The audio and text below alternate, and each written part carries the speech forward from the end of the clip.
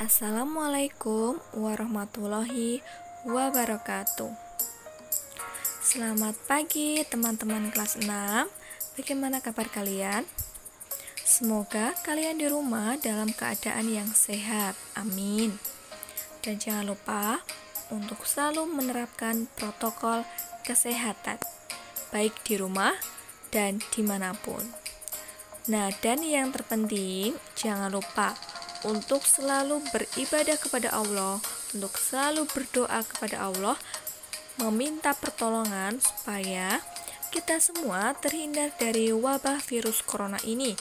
Dan semoga juga virus ini bisa segera berakhir ya teman-teman, agar kita semua bisa aktif di sekolah lagi. Nah, hari ini, hari Rabu, itu jadwal kalian untuk luring di sekolah nanti jam 9. Nah, sebelum itu kalian wajib untuk menyimak materi hari ini.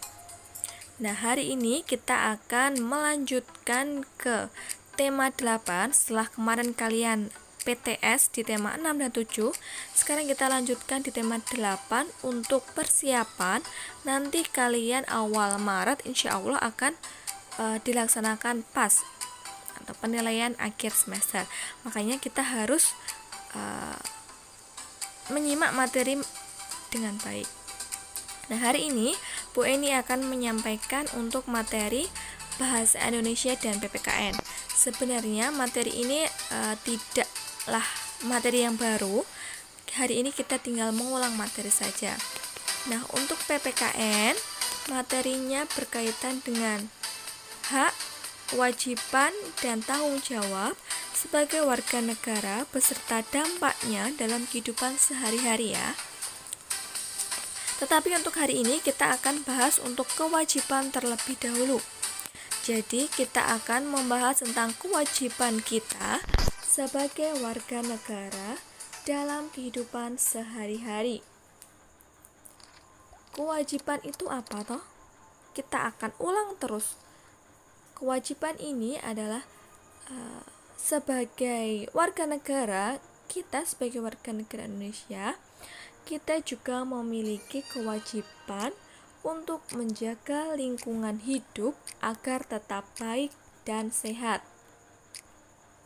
Nah, kewajiban menjaga lingkungan dimulai dari lingkungan keluarga. Jadi, saat kita akan menerapkan kewajiban kita dalam menjaga lingkungan, yang terdekat itu adalah menjaga lingkungan di lingkungan keluarga. Setelah di lingkungan keluarga, kalian akan menerapkannya di lingkungan sekolah, kemudian baru di lingkungan masyarakat. Sebenarnya apa toh itu kewajiban? Ya, tentunya kalian masih ingat ya. Kewajiban adalah sesuatu yang harus, yang wajib kita lakukan. Itu namanya kewajiban kita. Nah, kalian sebagai siswa, kewajiban kalian mengumpulkan tugas, berarti kalian juga harus mengumpulkan tugas, gitu kan? Nah, kita akan lihat macam-macam kewajiban. Untuk yang pertama, kita akan bahas kewajiban di dalam rumah. Di antaranya 1. Menghormati orang tua. 2. Menjaga nama baik keluarga. 3. Menyayangi anggota keluarga. Dan yang keempat, membantu orang tua. Itu kewajiban kalian, kewajiban kita saat di rumah. Kemudian, kewajiban kalian saat di sekolah. 1. Mengenakan seragam sekolah sesuai aturan.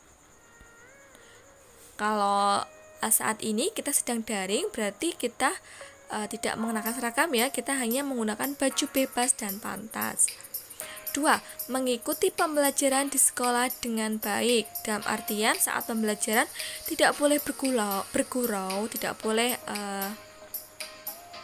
bermain sendiri dan harus fokus kepada Bapak Ibu guru yang sedang mengajar. 3. Menghormati Bapak atau Ibu guru. Ini berkaitannya dengan berbicara yang sopan, mengucapkan salam jika bertemu Bapak dan Ibu guru. Kemudian yang keempat, ada selalu mengerjakan tugas sekolah. Ingat, selalu mengerjakan tugas sekolah. Jadi ketika kalian belum mengumpulkan tugas sekolah, berarti kalian belum melaksanakan kewajiban. Dan apa dampaknya jika kalian belum melaksanakan kewajiban?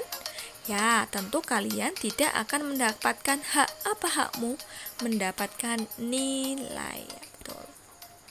Kemudian yang ketiga ada kewajiban di masyarakat. Ini ada ikut menjaga keamanan wilayah. 2. Memberikan bantuan kepada masyarakat yang tertimpa musibah.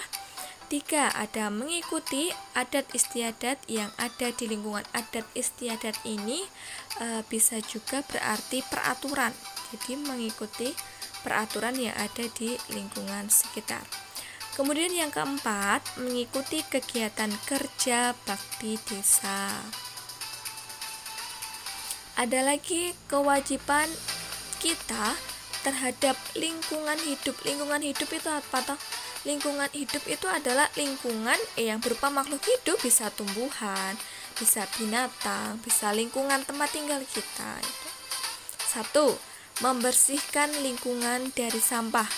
Kita harus membuang sampah pada tempatnya, bukan di sungai, bukan di selokan, bukan di kebun dan lain-lain. Kita harus membuang sampah di tempatnya. Kedua, mengurangi penyebab polusi dengan menggunakan energi alternatif. Ini kaitannya bisa menggunakan bahan bakar ya. 3. Memperindah lingkungan dengan cara menanam bunga dan tanaman hijau. Sudahkah di rumah kalian menanam bunga atau tanaman hijau? Selain membuat keindahan, itu juga bisa membuat lingkungan rumah kita sejuk dan kaya akan oksigen ya. Kemudian yang keempat, menjaga kelestarian lingkungan dengan memakai kendaraan ramah lingkungan. Nah, jika kita berpergian hanya dekat, kita bisa berjalan kaki atau kita bisa menggunakan sepeda ontel itu ya. Itu transportasi ramah lingkungan. Kemudian kita akan beralih ke materi bahasa Indonesia. Tadi PPKN berkaitan dengan kewajiban dulu. Nah, untuk bahasa Indonesianya kita akan membahas teks fiksi dan non-fiksi. Tapi untuk pertemuan kali ini kita akan fokuskan pada teks non-fiksi dulu ya. Sebelumnya kita bahas dulu apa toh perbedaannya.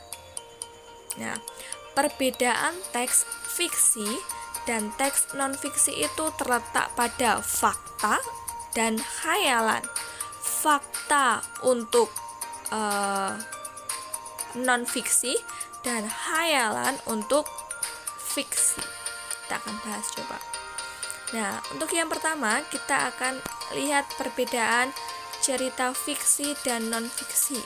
Kalau cerita fiksi, cerita yang bersifat khayalan atau imajinasi pengarang, imajinasi penulisnya itu hanya bersifat khayalan, itu namanya cerita fiksi.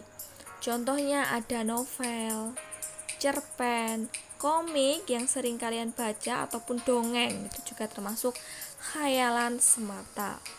Nah, biasanya cerita fiksi ini memenuhi unsur-unsur cerita, diantaranya ada tema, tokoh, alur, watak, latar, dan amanat. Nanti kita akan bahas di pertemuan selanjutnya ya. Untuk hari ini kita fokuskan dulu di cerita non-fiksi.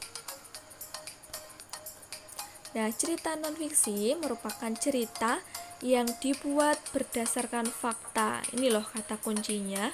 Kalau non-fiksi itu berarti fakta, realita atau peristiwa yang benar-benar terjadi.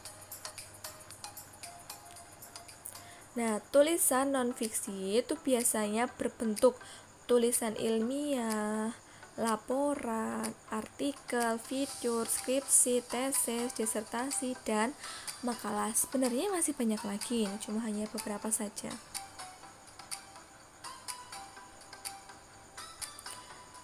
Cerita non-fiksi itu menggunakan bahasa yang bersifat denotatif. Apa itu denotatif? denotatif itu tidak bermakna ganda. Jadi hanya fokus pada kata yang bermakna dan menunjukkan pada pengertian yang sudah terbatas sehingga tidak bermakna ganda. Makanya disebut dengan bahasa yang denotatif. Dalam penulisan teks non-fiksi ini ada aturan-aturan tertentu yang harus diikuti. Nah, ini salah satunya dalam aturan dalam menulis karya tulis ilmiah. Nah, karya tulis ilmiah ini nanti kalian akan dapatkan saat kalian SMP. Kalian akan ditugaskan untuk membuat karya tulis ilmiah ini. Nah, aturan dalam menulis karya tulis ilmiah ini bisa meliputi judul. Untuk yang pertama kita menentukan judul, kemudian ada kata pendahuluan, kemudian ada hasil percobaan atau hasil pengamatan, ada pembahasan, dan juga ada kesimpulan. Nah, ini kata kuncinya. Kalau cerita non-fiksi berdasarkan fakta dan dibuat berdasarkan data. Ingat, non-fiksi dibuat berdasarkan fakta dan juga berdasarkan data. Ada fakta dan ada data. Nah, ini cerita non-fiksi dibagi menjadi dua, teman-teman. Ada non-fiksi murni dan ada non-fiksi kreatif. Untuk non-fiksi murni, ini cerita berisi pengembangan berdasarkan data-data yang autentik. Kemudian untuk non-fiksi kreatif ini awalnya dari data autentik, kemudian dikembangkan lagi sesuai dengan imajinasi penulisnya, yang pada umumnya dalam bentuk novel, puisi atau prosa, tapi bentuknya tetap berdasarkan data yang autentik.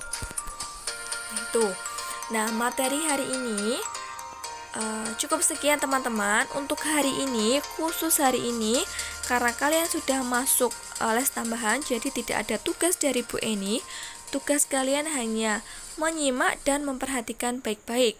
Nanti untuk tugas hari ini akan Bu Eni sampaikan atau Bu Eni berikan di lain hari.